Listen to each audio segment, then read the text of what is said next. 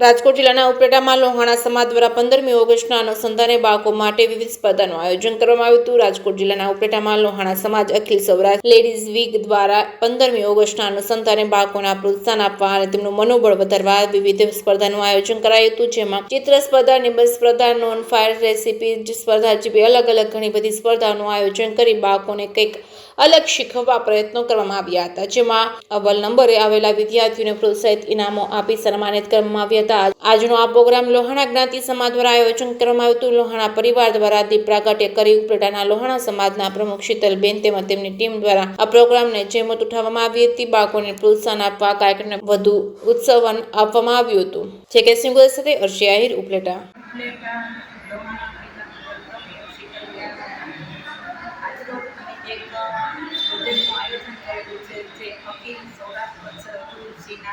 महिला मंडल 5 द्वारा एक आयोजन કર્યું છે કે જે પ્રોજેક્ટમાં અમે બાળકો ચિત્ર સ્પર્ધા રાખેલી છે, રોલ ફાયર કુકિંગ રાખેલું છે અને કઠિન સંજોગોમાં બાળકો કેવી રીતના પરિસ્થિતિમાંથી પસાર થઈ શકે એ માટે એક નિબંધ તૈયાર કરેલ છે અને આનો હેતુ છે બાળકોનો અને મહિલાઓનો સર્વાંગી વિકાસ થાય એ માટે આજે અમે એક આજરોજ પ્રોજેક્ટનું આયોજન કરેલું છે।